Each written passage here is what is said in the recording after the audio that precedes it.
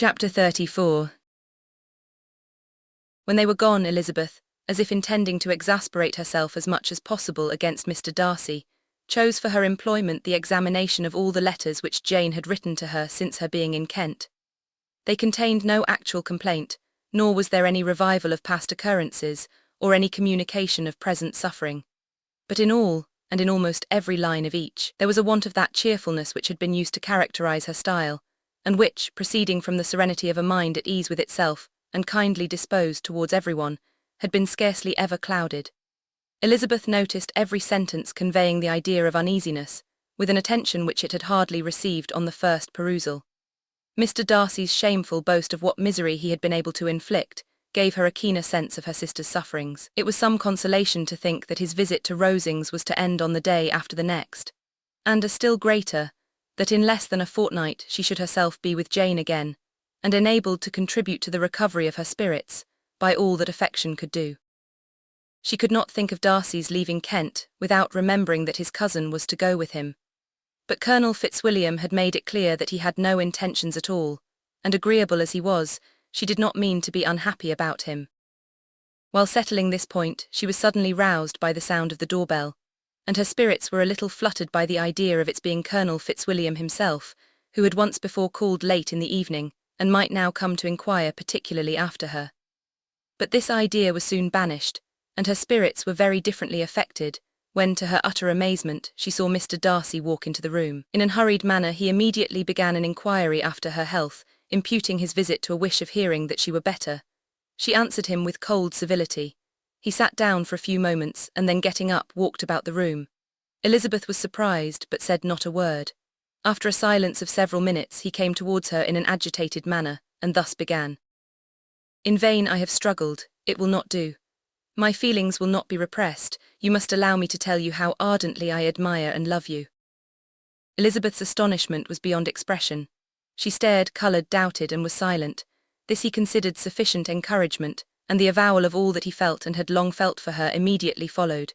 He spoke well, but there were feelings besides those of the heart to be detailed, and he was not more eloquent on the subject of tenderness than of pride. His sense of her inferiority, of its being a degradation, of the family obstacles which had always opposed to inclination, were dwelt on with a warmth which seemed due to the consequence he was wounding, but was very unlikely to recommend his suit. In spite of her deeply rooted dislike, she could not be insensible to the compliment of such a man's affection, and though her intentions did not vary for an instant, she was at first sorry for the pain he was to receive, till, roused to resentment by his subsequent language, she lost all compassion in anger. She tried, however, to compose herself to answer him with patience, when he should have done. He concluded with representing to her the strength of that attachment which, in spite of all his endeavours, he had found impossible to conquer, and with expressing his hope that it would now be rewarded by her acceptance of his hand. As he said this, she could easily see that he had no doubt of a favourable answer.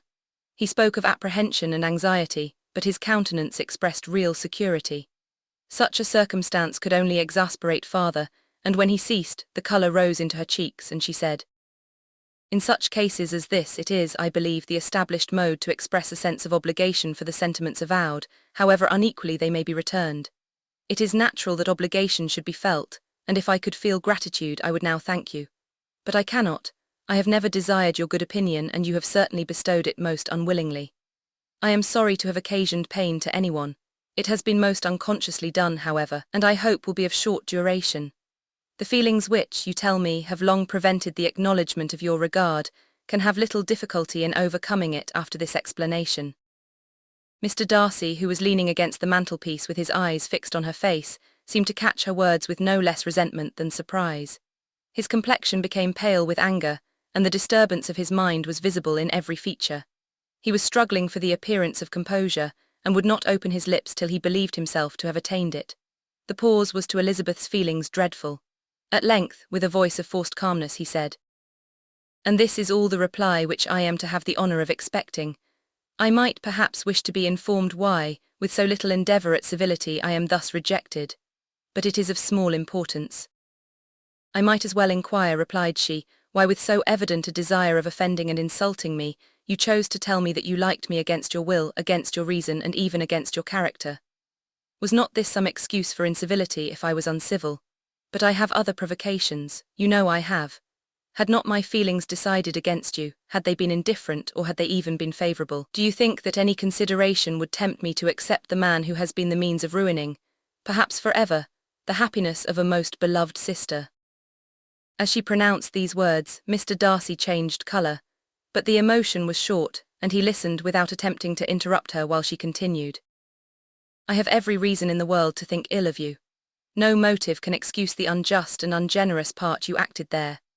You dare not, you cannot deny, that you have been the principal, if not the only means of dividing them from each other, of exposing one to the censure of the world for caprice and instability, and the other to its derision for disappointed hopes, and involving them both in misery of the acutest kind.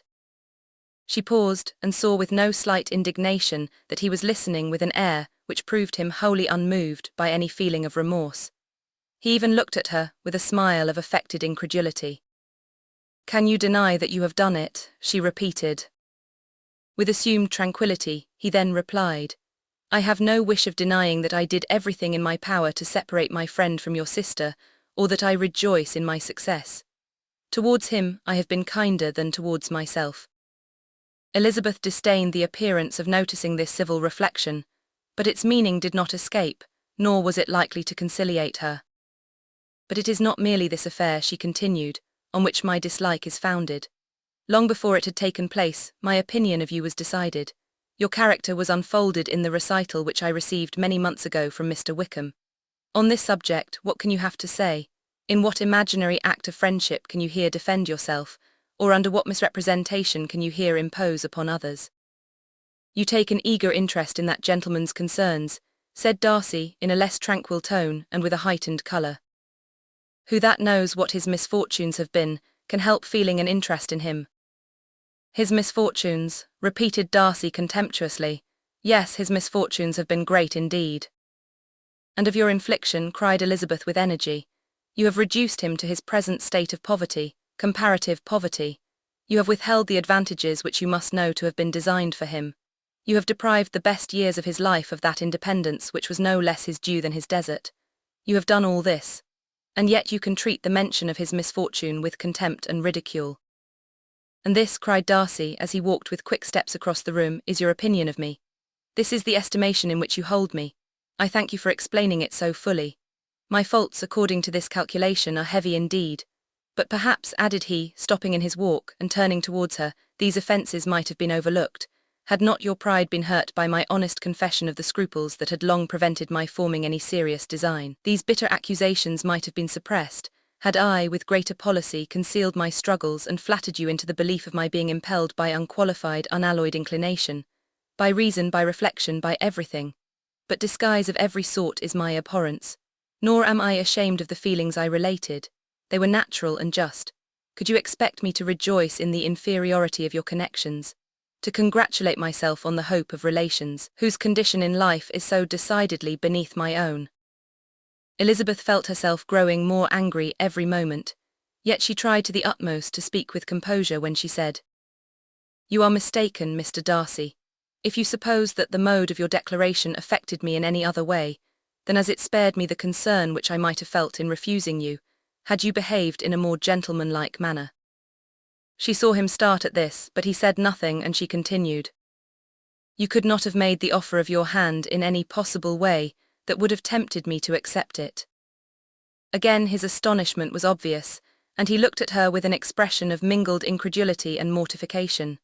She went on, "From the very beginning, from the first moment, I may almost say, of my acquaintance with you, your manners, impressing me with the fullest belief of your arrogance, your conceit, and your selfish disdain of the feelings of others, were such as to form the groundwork of disapprobation on which succeeding events have built so immovable a dislike. And I had not known you a month before I felt that you were the last man in the world whom I could ever be prevailed on to marry. You have said quite enough, madam. I perfectly comprehend your feelings, and have now only to be ashamed of what my own have been. Forgive me for having taken up so much of your time, and accept my best wishes for your health and happiness." And with these words he hastily left the room, and Elizabeth heard him the next moment open the front door and quit the house. The tumult of her mind was now painfully great. She knew not how to support herself, and from actual weakness sat down and cried for half an hour. Her astonishment, as she reflected on what had passed, was increased by every review of it, that she should receive an offer of marriage from Mr. Darcy, that he should have been in love with her for so many months, so much in love as to wish to marry her in spite of all the objections which had made him prevent his friends marrying her sister, and which must appear at least with equal force in his own case, was almost incredible. It was gratifying to have inspired unconsciously so strong an affection. But his pride, his abominable pride, his shameless avowal of what he had done with respect to Jane, his unpardonable assurance in acknowledging, though he could not justify it, and the unfeeling manner in which he had mentioned Mr. Wickham, his cruelty towards whom he had not attempted to deny, soon overcame the pity which the consideration of his attachment had for a moment excited. She continued in very agitated reflections, till the sound of Lady Catherine's carriage made her feel how unequal she was to encounter Charlotte's observation, and hurried her away to her room.